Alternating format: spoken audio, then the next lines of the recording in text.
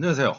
자, 오늘은 새 한글이 만들어지게 된 계기, 그리고 한글 영어에서 출발해서 훈민정음을 활용한 영어 발음 표기 글퍼블릭을 방송하게 되는 과정까지를 이야기하고자 합니다.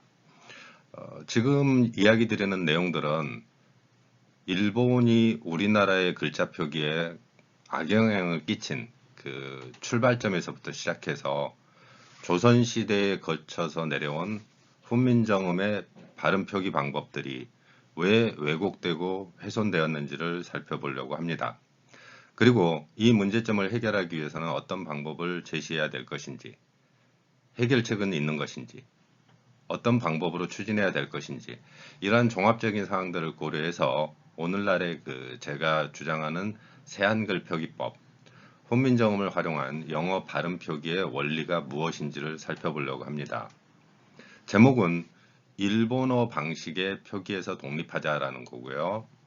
그래서 제가 1995년도에 최초로 책을 출간한 한글 영어, 여기에서의 지금 표기법을 현재에도 그대로 활용을 하고 있습니다.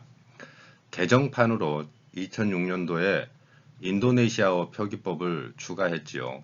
그 후로 중국어와 일본어 표기법, 한글로 익혔을 때 어떤 효과가 있는지에 대한 내용을 발표한 적이 있습니다. 오늘 제가 드리고자 하는 이야기는 역사적인 이야기, 그리고 언어학에 있어서 흥미진진한 내용들도 같이 들어있으니까 재밌게 수업을 시작해 봤으면 좋겠습니다. 자, 그러면 일제강점기에 우리나라의 훈민정음에 대해서 가장 큰 영향을, 악영향이죠. 나쁜 영향을 끼친 사람이 누구인가 하면은 저는 주저없이 오구라 신페이라는 사람을 들고 있습니다. 오구라 신페이는 우리식 한자 표기는 소창진평이라고 하는데요. 여기에 있는 그 사진은 제가 부산일보에서 오구라 신페이에 대한 사진이 있어서 인용해 봤고요. 이 사람은 일본의 언어학자로 당시까지는 그냥 내려오던 문서였던 이두를 해독한 최초의 일본인 학자입니다. 물론 이 사람이 오해하거나 잘못 해석한 부분은 뒤에 다른 학자들에 의해서 정정되기는 했었죠. 어쨌건 이두를 해독한 일본인이고, 이두를 해독할 수 있었던 것은 아마 일본어가 가진 그 글자 표기, 히라카나나 가타카나의 표기법이 자기가 익숙해졌기 때문에 우리말 조사, 그러니까 이두 같은 경우는 우리말을 한자로 써야 되니까 그 한자로 쓴 우리말, 예를 들면은 은, 이, 가, 도 같은 이런 조사라고 하는데, 이런 조사를 일본인 학자는 너무도 자연스러웠던 거죠. 그래서 일본어가 가진 그런 특성 때문에 그렇습니다. 이 사람은 1910년도에 우리나라에 들어옵니다. 일제강점기에 정확하게 들어왔죠. 그래서 한국어 연구에 종사했고, 오늘날 여러분들이 국어 교과서에서 보게 되는 발음도라든가 문자 표기 방법, 이런 것들이 바로 이 사람이 우리나라에 전례한 영향이 크죠. 그래서 대단하게, 학자로서 대단하게 연구를 했지만 이 사람이 가진 일본어의 그 한계, 이런 걸로 인해서 우리의 훈민정음 표기법이 엄청나게 훼손되기 시작을 합니다. 이 사람이 학문적으로 많이 연구를 한 건 사실이에요. 정말 천재적이다라고 생각할 수 있죠. 근데 이 천재적인 그 아이디어가 우리나라의 표기법, 한글이 가진 심오하고 과학적이며 깊은 원리를 이해하지 못했기 때문에 한글 표기법에서 막대한 영향을 끼칩니다. 이 사람의 저서는 향가 및 이두의 연구, 중정 조선어 학사, 조선어 방언, 그리고 일본어 및 조선어 발음 개설, 여기 발음 개설이라는 내용을 여러분도 관심 있으면 한번 찾아보기 바랍니다. 이 책을 제가 소장하고 있지는 못한데, 어찌됐건 이 사람이 가진 그 아이디어가 어떻게 한글 훼손에 대해서 영향을 끼치는지 살펴보고자 합니다. 이 사람의 학문적 체계는 학문적인 입장에서만 본다면 대단히 훌륭했기 때문에 이 사람을 추종하는 그 우리나라의 학자들이 많이 있죠. 그래서 제가 함부로 이름을 들먹이기에는 또 이분들하고 내가 왜 친일파냐라는 말을 듣기 때문에 제가 이름을 거명하지는 않겠습니다만은 오그라 신페이에게서 굉장히 영향을 받은 우리나라의 국어학자들이 많습니다. 그리고 이 사람들이 그 오늘날의 서울대학, 즉 경성제국대학에 그 입학해서 이 사람의 언어학을 전수받게 되죠. 물론 전 세계적으로 언어학자들은 천재라는 이야기를 많이 듣죠. 언어학을 연구하는 사람들이 뭐 그런 영향을 끼치는데 이 언어학을 물론 20세기에도 뭐 노암 촘스키 같은 이런 사람들이 20세기 최고의 뭐 지성이다 이런 이야기를 들을 만큼 어찌됐건 이 오그라 신페이라는 사람이 일본이 이제 개화를 먼저 했죠. 그래서 네덜란드 즉 화란이라고도 표기를 했었는데 네덜란드 학문 체계, 언어 체계, 문자 표기 이런 것들을 배웠던 걸로 보입니다. 그래서 이 당시에 이제 이 사람이 배운 그 방법, 이 사람이 이제 제자들에게 가르친 내용이 오늘날 학문 체계를 세우는 근거가 됩니다. 처음에 이 사람이 이제 동경제국대학, 오늘날의 서울대 출신의 그 많은 국어학자들이 이 사람의 영향을 받을 수밖에 없었던 영향이기도 하죠. 학문적으로 존경한다. 나는 친일파는 아니지만 학문적으로 존경한다. 이러면서 오늘날의 언어학, 즉 국어 교과서나 국어 시험에서 보는 많은 내용들, 그리고 국어 교과서에도 이분들의 글이 실려 있는 것을 보게 됩니다. 어쨌건 오그라 신페이가 그럼 뭐 나쁜 일을 한 것도 아니네라고 생각을 할 수 있지만 일본어를 기본으로 즉 자신의 모국어인 일본어를 바탕으로 했기 때문에 말에 있어서 일본어 방식이 그대로 우월한 걸로 들어가 있다라는 겁니다. 그러니까 일본어에서는 제가 앞에서도 자주 이야기했던 그런 내용인데 자음을 두 개를 겹치지 못합니다. 자음 두 개 겹친다는 것은 일본인들에게는 상상을 못하는 거예요. 그래서 이 내용을 한번 살펴보도록 하려고 합니다. 자, 일본어 표기 방식이 뭔가라는 거예요. 그러니까 일본어 표기 방식은 자신들이 가진 그 언어 체계가 자음이 두 개 겹치는 거. 우리말에서는 예를 들면은 발바요 할 때 그 리을 비읍 같은 경우. 이 리을 비읍 같은 경우에는 발바요에서 그 발은 앞에서 소리 나고 바요가 뒤로 소리 나는 리을 비읍이죠. 이런 표현 같은 경우에 뭐 이태리에서 온 어떤 분이 하는 이야기가 있었지요. 우리는 그냥 발바요 이런 거. 이런 것처럼 소리가 뒤에 모음으로 시작될 경우에는 연이어서 소리가 납니다. 리을 비읍에서. 근데 일본어에서는 이렇게 겹치는 게 불가능해요. 그러니까 자음 뒤에는 무조건 모음 하나를 갖다 붙입니다. 물론 일본어에서도 받침이 있습니다. 받침을 써가지고 하는 거는 뭐 니은, 리을, 미음, 이응 정도가 되겠는데 유성음이죠. 이런 거 정도는 대충 발음 난다고 볼 수 있겠지만 그 외에 우리말에서 받침으로 쓰이는 뭐 비읍, 그 다음에 뭐 기역 이런 것들을 소리내기가 너무 어렵죠. 그럼 같은 미음이라 그러더라도 미음이 또 뒤에 모음 붙여서 제가 일본어가 우리말에서 그 유래했다는 이야기를 자주 할 때 두 가지 계열로 보는 건다고 했죠. 중국어 발음을 그대로 일본에 전달된 경우와 우리말 고유어가 일본으로 전달되는 거. 예를 들면 그 섬이라는 단어 같은 경우에 대표적인데 섬은 우리말에서는 머리 글자를 생각을 하면 섬이라는 글자가 시옷 미음이 돼 있죠. 그러면 이게 이제 일본어로 가면 모음이 교체되면서 시마, 서마, 서무 이런 식으로 됐다가 지금은 시마로 굳어져 있죠. 그래서 일본의 지명을 보면 그 다오, 도의 중국 발음이 다오 정도 되겠는데요. 이 다오 혹은 우리식 발음, 한자야 발음이 따라가서 도.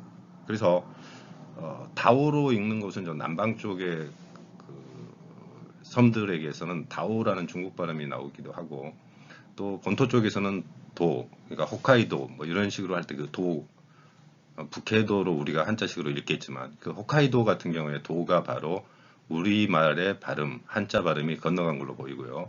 우리말의 순우리말, 섬이라는 걸 뜻하는 이 섬, 섬에 도자라는 한자가 넘어가기도 했겠고, 섬이라는 말도 넘어갔을 걸로 보입니다. 그래서 시마가 됐을 거예요.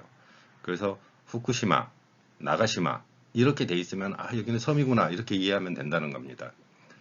물론 이와 관련돼서는 제가 현재 그 집필 중이긴 한데 제가 수업도 해야 되고 또 생계도 있기 때문에 조금 늦어지고는 있습니다. 그래서 중국어하고 일본어 그리고 우리말이 섞여가는 과정에서 일본어의 주류가 어떻게 형성돼 있고 이거는 의문론적으로 분명히 분석 가능합니다. 중국어가 우리말에서 올 때, 그러니까 중국어 같은 경우는 발음이 제가 한번 대충 이렇게 세봤는데 뭐 정확하게 다 센 건 아닙니다. 근데 도형으로 만들어서 세봤는데 한 400개 정도 발음이 나옵니다. 일본에는 50음도를 가지고 있고 중국어는 400개 정도의 발음 이렇게 돼 있죠. 그래서 이제 그 중국어 같은 경우에 이제 음운이 적기 때문에 우리가 지금 보통 표현하는 우리는 8만 개 정도를 보통 표현하고 있는 걸로 보이는데 상황에 따라 다르겠죠. 자, 어찌됐건 일본어 표기 방식이 뭐냐? 일본어에서 예를 들면은 그 우리가 재봉틀 할 때 들어가는 것 중에 앞에 이제 뭐 소잉 머신 해야 되겠지만 앞에 부분 빼고 머신이라는 단어가 일본식 발음이 되면은 미싱이 됩니다. 그 다음에 concrete 이거는 공사 현장에서 지금도 이런 표현을 많이 쓰는데 공구리라고 하죠. 공구리 이게 다 일본식 표현이죠. 그 다음에 클럽 이 제가 클럽이라는 단어를 자주 좋아하는 이유가 왜 이 표현을 가지고서 이야기하는지를 살펴보려고 합니다. 일제강점기 이후 1970년대까지도 그 인텔리라고 생각하는 소위 자기들이 지식인이다라고 하는 사람들은 자기들의 그 협회를 구락부라고 했습니다. 대표적으로 지금 중국이 아니 정동 그 정동 구락부라는 게 우리나라의 인텔리들을 대표하는 대표적인 뭐 사교 클럽 아니면 회의 단체 이런 식으로 모이고 했었죠. 북한에서도 지금 이 구락부라는 단어를 쓰고 있던데 이게 다 일본식 표현에서 나옵니다. 일본식 표현은 자음과 모음을 꼭 하나로 인식을 한다는 거예요. 자음 모음이 하나. 자, 그래서 이제 외래어를 할 때도 예를 들면 student 이렇게 해야 되는 게 student 이렇게 나오죠.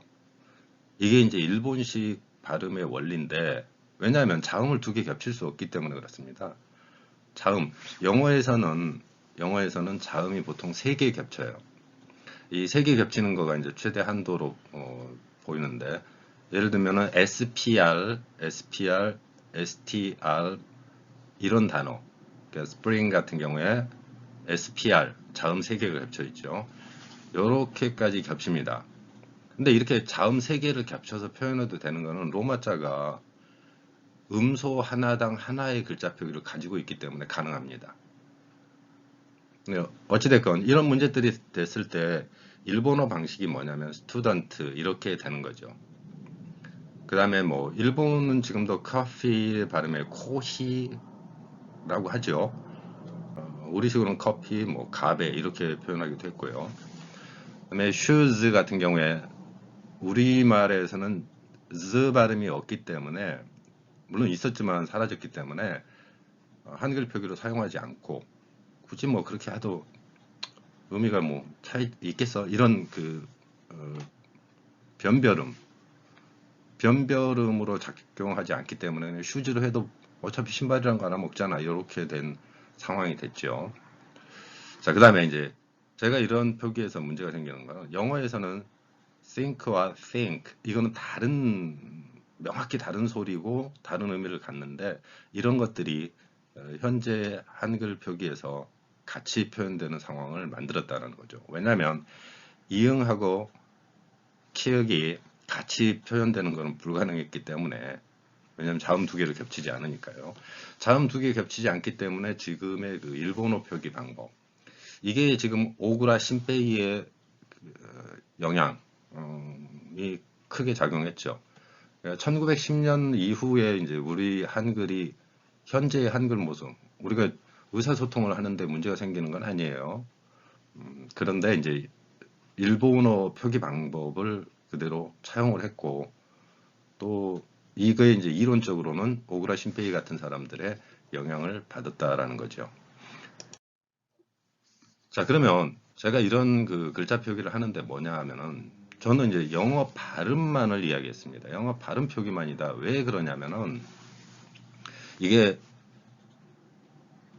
제 생각입니다. 근데 1933년에 한글 맞춤법 통일안이 개정된 후에 우리는 1945년 8.15 광복을 맞이하고 나서 남과 북이 분단이 됩니다. 근데 저는 이 남과 북이 언젠가 통일돼야 된다면 어떤 언어의 원칙이 있어야 된다고 생각을 합니다. 그래서 맞춤법 통일안을 건드리면 안 된다라는 생각을 해요. 남과 북이 지금 뭐 서로 모여서 이렇게 하자라고 할 수 있는 입장도 아니고 서로 으르렁대는 입장에서 이게 이루어지기가 어렵다면 1933년 분단 이전에 맞춤법 통일안을 가지고 그대로 가는 게 맞다. 이런 생각을 합니다. 그래야 통일 시대에도 언어가 달라지는 상황을 맞이해서는 안 되기 때문이죠. 그러니까 통일이 됐을 때 우리가 대비해야 되는 거. 우리 민족에게 굉장히 큰 영향을 준 거. 그나마 남과 북이 만나서 이야기할 수 있는 상황. 맞춤법 통일안이 분단 이전에 제정됐기 때문에 가능하다는 거예요. 물론 지금 북한과 남한이 지금 북한에서는 문화어라는 표기법을 활용을 하고 우리는 표준어라는 걸 가지고 있죠. 물론 이 표준어 같은 경우도 제가 할 말이 참 많긴 한데 표준어가 너무 애매모호하게 돼 있어요. 그래서 예를 들면은 표준어의 원칙 중에 교양 있는 사람들이 두루 쓰는 현대 서울말 그랬는데 교양은 어디까지가 교양인가? 뭐 고졸인가? 중졸인가? 아니면 항시 인사 잘하는 사람인가? 두루 쓴다라는 건 또 몇 명 있어야 돼 두루 쓰는 거고 현대 서울말이면은 현대는 언제부터 언제까지가 현대고 서울말이라고 했는데 그러면 경기도 사람들이 서울에서 일하는 사람은 아닌가? 이런 너무 애매모호한 그 표준어가 앰비규어티하다고 하죠. 모호하게 돼 있다라는 거죠. 그래서 표준어가 있어야 되겠지만 표준어 제정의 기본 원칙에서부터 좀 많은 생각을 해봤으면 좋겠다 이런 생각을 합니다. 자, 그 다음에 지금 여러분들이 발음 기호가 어떤 것인가라는 걸 생각을 해봐야 되는데 이 발음 기호가 18세기, 19세기까지 이어지죠. 기호 언어학이라고 하는데 지금 우리가 한글 같은 경우에는 훈민정음 창제 당시에 비해서 글자가 많이 달라져 있습니다. 그런데 세익스피어가 쓴 글자가 몇 가지 글자는 좀 달라지긴 했지만 지금 그대로 읽을 수 있습니다. 지금의 로마자는 변함없이 그대로 유지되고 있다는 거예요. 500년, 600년이 흘러도 변함없이 유지되고 있는데 그런데 이제 글자는 그대로 로마자 글자 모양은 그대로인데 발음이 달라졌어요. 그래서 앞에서 제가 이제 가장 크게 했던 게 Great Vowel Shift라고 해서 대모음전이라는 현상이 일어나서 모음에서의 어떤 큰 변화가 일어납니다. 물론 모음이 변화됐다 그래서 예를 들면 오라는 글자가 뭐 오로 나기도 하고 어로 나기도 하고 으로 나기도 합니다. 우로 나기도 하지요. 근데 이 모음이 이렇게 변화되는 과정에서 놀라운 것은 발음의 위치를 놓고 볼 때 한 단계 위나 한 단계 아래로 내려갔어요. 그래서 A를 놓고 보면 BANANA니까 똑같이 바나나 이렇게 나야 될 것 같은데 그렇지 않고 버네널 이런 식으로 나는 이유는 A가 A로도 나기도 하지만 어로도 나고 그 다음에 에로도 나기도 하지만 그 입 모양이 거의 위치는 크게 달라지지 않고 목구멍에 저 뒤로 들어가 버린다든가 아니면 뭐 갑자기 맨 낮은 위치로 내려간다든가 이런 거 없이 돼 있습니다.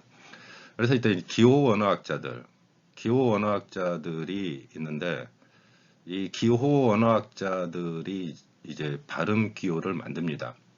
물론 이 발음 기호를 만드는 과정에서 로마자가 발음이 너무 달라졌다. 특히 영어의 경우 독일어는 그래도 좀 유사하게 됩니다. 근데 독일어 같은 경우에는 그렇지 않지만 영어 같은 경우에는 너무 많이 달라져 가지고 발음 기호가 절실히 필요했죠. 또 하나는 그 성경에서 나오는 땅 끝까지 복음을 전파하라. 이런 입장에서 이제 선교사들이 많이 해외로 나가게 됩니다. 그 과정에서 우리나라에도 들어오고 뭐 중국, 일본 많이들 가죠. 선교사들이. 그러면서 이제 현지 언어를 만나면서 현지 언어를 익힐 필요가 있을 때 영어 로마자로는 좀 안 되는 그런 내용들이 있더란 이야기예요. 언어별로 다른 발음이 있으니까. 그래서 그런 필요성에 의해서 발음 기호를 만들었죠. 그래서 발음 기호를 여러 학자들이 만들었는데 지금도 우리나라는 그걸 막 여기저기서 수용해 오고 일본 거 베껴 오고 뭐 미국 거 베껴 오고 영국 거 베껴 오다 보니까 발음 기호가 통일이 안 돼 있습니다. 궁금하시면 출판사 다른 거 2개 갖다 놓고 같은 발음 기호인가 보세요. 그래서 발음 기호를 만듭니다. 글자와 소리가 달라졌기 때문에 이제 기호를 만들 필요가 있었죠. 그래서 그때 만들어낸 발음 기호가 로마자에 넘지만 번데기 발음이라든가 뭐 스 발음 같은 경우에 그 다음에 응 발음 같은 경우에 그런 글자들을 만들기 시작을 하죠. 자, 그래서 우리나라의 출판사별로 발음 기호가 다 다릅니다. 이렇게 발음 기호도 현재 다르고 그나마 International Phonetic Association 국제 음성학회에서 이걸 통일해 보자라고 해서 여러 가지 거 만들고는 있습니다. 그래서 나온 거 이제 저도 그 IPA 거를 활용하긴 하지만 이 단체가 무슨 법적 구속력 있는 단체도 아니고 또 무슨 정부기관도 아니기 때문에 지금도 그 발음은 이렇게 표기해야 돼라면서 다양한 표기법이 만들어지고 있죠. 그 다음에 제가 이제 2006년도부터 그 주장했던 건데 문자 없는 민족 우리나라가 국력이 많이 커졌기 때문에 해외에 많이 보내고 있죠. 근데 문자 없는 민족들의 문자 표기 방법도 지금 그 현지에 가면 이런 글자가 있으니까 이런 소리가 있을 때 이렇게 표현하는 게 좋지 않겠느냐라는 생각을 합니다. 다만 우리가 조심해야 되는 것은 그 나라의 정치, 경제, 역사적 배경이 있는데 함부로 바꾸고 이렇게 하는 것은 불가능하지요. 언어 표기도 기술이기 때문에 표기 방법을 변화시킬 수는 있죠. 자, 그래서 이제 이 발음 기호하고 선교사들이 가서 전하게 되면서 1900년대 초반에 이르러서 세계적으로 이제 문자 표기의 변경이 시작이 되는 경우가 있습니다. 대표적으로 말레이시아, 인도네시아. 인도네시아하고 말레이시아는 같은 계열인데 여기에서는 이제 로마자로 바꿉니다. 로마자 표기법으로 바꾸고 그래서 로마자 표기법으로 바꿨더니 무엇이 문제냐면 그 발음의 이제 표기 동양권 언어에서는 발음이 굉장히 중요한 역할을 하는데 이 발음 표기도 문제가 생기고 또 영어에 없는 우리말로는 경음이 되겠는데 경음 표기에서의 문제점도 있었고 그래서 계속해서 개정 작업을 하고 있습니다. 인도네시아 같은 경우는. 근데 인도네시아가 특이한 이유 중에 하나는 인도네시아는 바하사 인도네시아라 그래서 이 바하사 인도네시아가 뭐냐라는 건데 의사소통을 위해서 인도네시아에 나눠져 있던 여러 방언들 중에서 그 방언 중에 대표적인 방언 하나인 바하사 인도네시아가 있습니다. 그래서 바하사 인도네시아를 표준으로 삼았고, 그래서 그 표준으로 했기 때문에 오늘날의 그 인도네시아가 성립하는 계기가 됐죠. 그래서 인도네시아와 말레이시아가 그랬고, 또 다르게는 지금도 가까이에는 터키, 아제르바이잔 이런 경우도 지금 문자 표기를 로마자로 바꿨죠.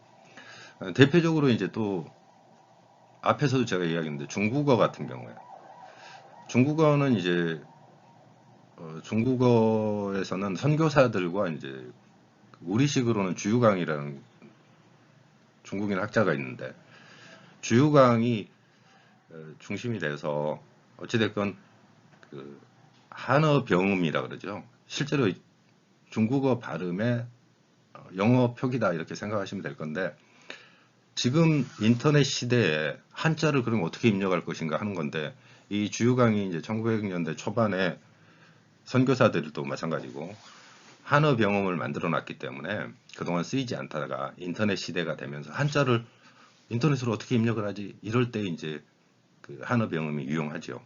예를 들어서 라이라이 이렇게 해야 되면은 라이, LAI를 쳐가지고 그 중에 이제 같은 발음인 여러 글자가 주르륵 뜹니다. 한자는. 그 중에 이제 글자 하나를 선택을 하죠. 자, 중간을 거치는 겁니다. 여러분들 한글 복 받은 거예요. 그냥 입력하면 그대로 글자 나오잖아요. 이게 소리 그린 한글의 영향이고요. 중국어 같은 경우는 한자가 뜻글자이다 보니까 소리글의 중심이 아니기 때문에 그 의미에 맞는 그림을 그려줘야 되잖아요. 그러다 보니까 인터넷 환경에서는 한 템포 느리죠. 중간을 거칩니다. 그러니까 일종의 로마자 통역을 거쳐서 한자 그 중에 해당하는 한자를 찾아내는 거죠. 성조까지 찾아내서 해결해야 되니까 같은 그 타이핑을 하더라도 한자를 찾아내는 데는 우리하고 속도가 2배 정도 차이가 나죠. 그 다음에 이제 제가 그 이 새한글을 만들게 된 계기 중에 여러 가지가 있겠지만 좀, 좀 서글픈 거는 그래요. 저희 그 어머니가 이제 많이 배우지 못하셔가지고 이런 거를 익히는데 좀 어려워했어요. 그래서 어머니한테 좀 도움이 됐으면 좋겠다. 그래서 했고요. 어머니는 지금 이제 돌아가셨지만. 자, 어찌됐건 그런 경우가 있었는데, 제가 그 애들을 가르치면서 접하게 되는 것 중에 하나가, 어떤 분이 그 재봉사였는데, 필리핀에 공장이 생겼대요. 그래서 이제 자기가 필리핀에 갔는데, 자기는 초등학교밖에 못 나와서 영어를 읽을 수가 없다. 그래서 내가 영어 로마자를 아는데 영어를 못 읽겠다. 한글로 읽으면 안 되느냐? 한글로 좀 써주라. 그래서 이렇게 써주다 보니까 근데 왜 똑같이 못 읽어요? 좀 똑같이 읽게 좀 해줘요. 이 글자는 왜 여기서는 이렇게 했다가 해요? 라고 이거 좀 해결 좀 해주세요. 뭐 이렇게 해서 글자를 그럼 좀 더 개량을 해봐야 되겠다라고 생각해서 이제 하게 되었죠. 그분은 참 안타까운데 제가 이제 상담을 같이 할 때 자꾸 손을 감춰서 보니까 저는 보려고 한 건 아니에요. 자꾸 손을 무의식적으로 내려서 보니까 손가락 하나가 없으시더라고요. 그래서 자기가 이제 재봉사였는데 재봉틀 만지다가 이제 이렇게 됐다. 그런 이야기 하시더라고요. 그랬습니다. 자, 그리고 또 어떤 할머니 한 분이 또 외국 여행 갔다가 오셔가지고 죽을 뻔했다고. 난 아무도 모르는데 한가운데 그냥 앉아 있는데 전부 꼬부란 글씨요. 나 진짜 눈물 나고 그냥 나 길 잃어버린 줄 알았어. 아우, 나도 읽게 좀 해줘 뭐 이런 이야기들. 그래서 저도 많이 고민했죠. 아니 로마자 익히고 발음기 익히고 또 뭐 그걸 말로 실현하는 게 얼마나 복잡하겠습니까? 그래서 외국어 학습에 좀 편하게 해보자라는 생각으로 했고요. 지금도 마찬가지지만 학생들을 가르칠 때 이제 발음 기호를 써놓고 나서 또 발음 기호를 설명을 해줘야 됩니다. 이거는 어떻게 읽는 거다. 이렇게 불편하게 하는 것보다는 그러면 이 글자는 다른 소리는 다르게 표기해서 훈민정음 방식으로 해보자 해서 지금의 새 한글이 나오게 된 겁니다. 자, 그러면 일본어 표기 방식에서 독립한다는 게 무슨 말인가를 한번 살펴보자는 거죠. 영어는 음소에 따라서 이렇게 자음이 겹칩니다. street 같은 경우에 S-T-R, E-E-T 이렇게 가로로 쭉 쓰지요. 그런데 일본어 표기 방식이 되면은 각 음소, 즉 자음을 3개 겹치는 게 불가능합니다. 그래서 여기에 추가가 됩니다. 새로운 글자를 만들어내죠. 원래 소리하고는 달라지게. 그래서 스트리트가 되죠. 영어 글자보다는 훨씬 늘어납니다. 그런데 훈민정음의 표기는 뭐냐면은 음소 하나를 놓고서 글자를 하나의 글자로 만듭니다. 그러니까 지금 제가 앞에서 써놓은 내용들 보시면 그 내용이 나와 있긴 한데요.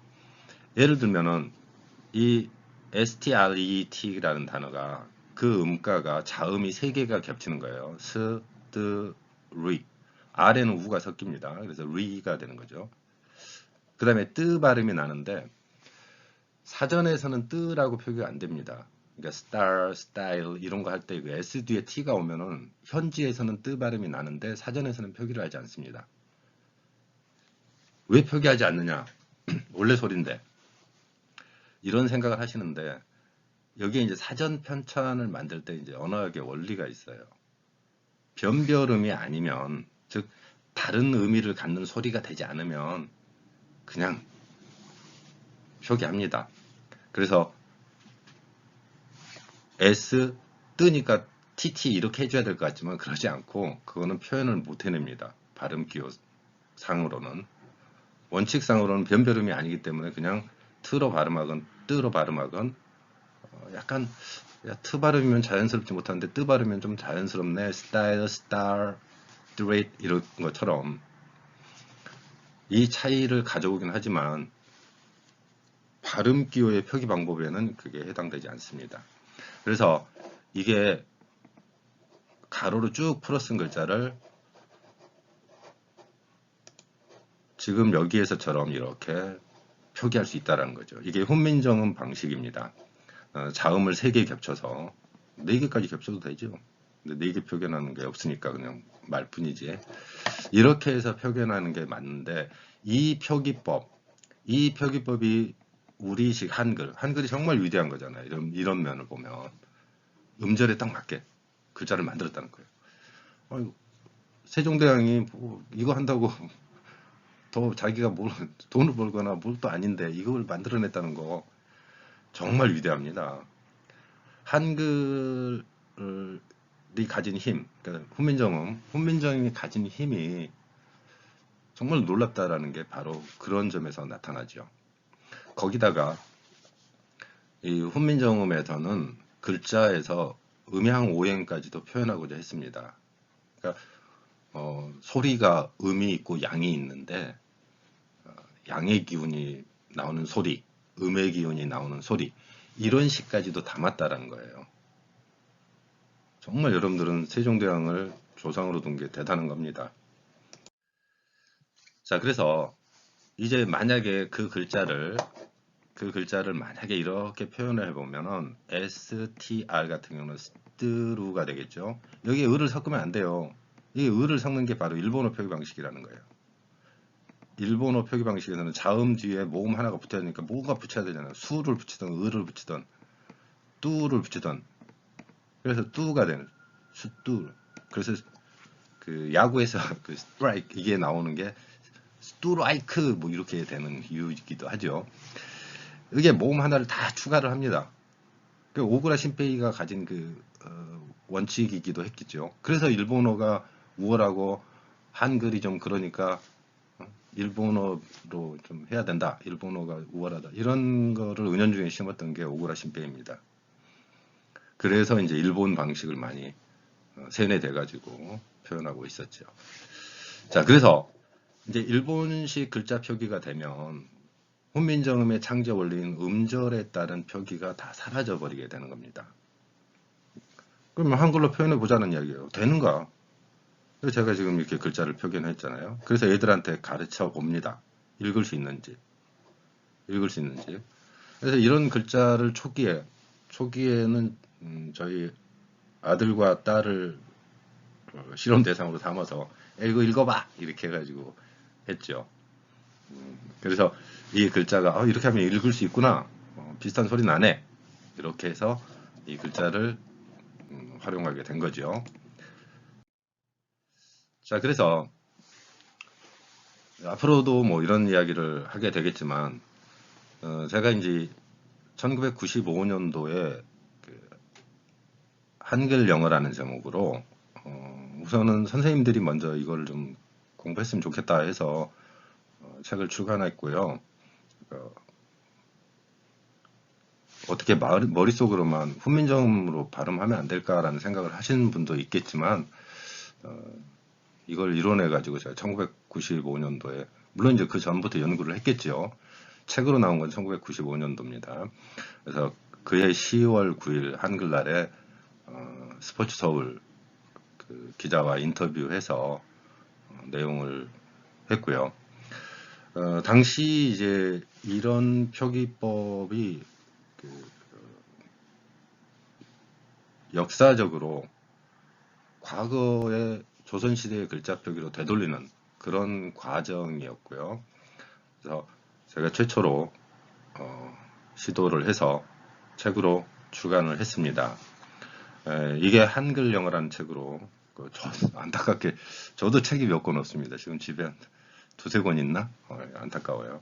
없으면 뭐 저 국립중앙도서관 가서 찾아야 되는 이런 입장이 됐습니다.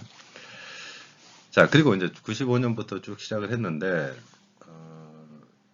이 글자가 이제 다음에 찾는 분들이 있어서 책을 출간을 해야 되는데 개정판을 계속 내야 되지만 당시부터는 이제 고어, 즉 한글의 옛날 글자를 인식하고 표기해 줄 사람들이 사라지게 돼요. 왜냐하면 그렇게 하는 사람이 뭐 저 말고 또 누가 있겠습니까? 그러니까 그러다 보니까 이제 쓸 일이 없고 돈벌이가 안 되니까 옛날 글자를 활용하고 또 새로운 글자 표기 만들어서 하는 거에 대한 어려움이 있었습니다. 그래서 2006년도에 개정판으로 이제 새한글이라는 이름으로 출간을 하게 됩니다. 정말로 이게 무모한 짓이긴 하죠. 책을 출판할 때 보통 3,000권을 처음에 찍습니다. 네, 3,000권을 찍고 그러면 정가, 예를 들어 정가가 10,000원이다 그러면은 서점에는 65% 이렇게 들어가는데 3,000부 찍는데 글자 인쇄하고 표기 만들고 이런 식자금 구해서 하는 과정까지가 2천만 원이 들어가요. 그러면은 3,000부 다 팔려도 무조건 적자잖아요. 그래서 쉽게 출판사가 응하지 않기 때문에 또 어쩔 수 없죠 뭐. 그래서 이거가 좀 내봐야 되겠다 해서 자비를 들여서 손해나는 건 내가 부담할 테니까 이렇게 하자 해가지고 그 책을 출간해서 했고 이 책도 지금 거의 다 팔리고 이게 책이 거의 없습니다. 물론 저한테 몇 권 있긴 한데 그게 전부고요. 이 책을 찾아보고 싶은 분들은 이제 도서관에서 확인해 보시면 될 거고요. 자, 어찌됐건 이 과정을 거치고 나서 이제 2019년도에 우리가 이걸 실제로 그러면 처음 영어를 접하는 사람들 혹은 영어 발음에서 좀 어려움을 느끼는 사람들을 위해서 실제 활용을 한번 하는 과정을 해보자 해가지고 하나를 보면 열을 아는 영단어라는 책을 2019년에 출간하게 됐습니다.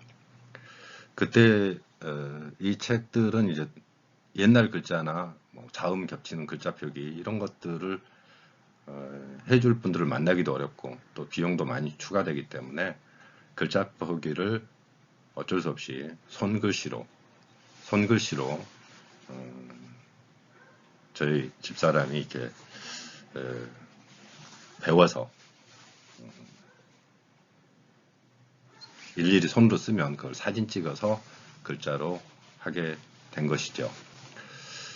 자, 어찌됐건 제가 오늘 여러분들과 하는 강의 내용은 일본에서 건너온 언어학.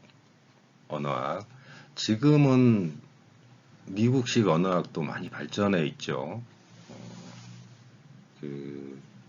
의문론으로도 발전해 있고 음성학적으로도 있고 또 언어가 어떻게 해서 변화됐는지에 대한 거 이런 것들이 많이 발전돼 있지만 우리 한국에서의 언어학이 일본인 오구라 신페이와 같은 그런 사람들의 영향에서 벗어나지 못하고 있다는 게 안타깝습니다.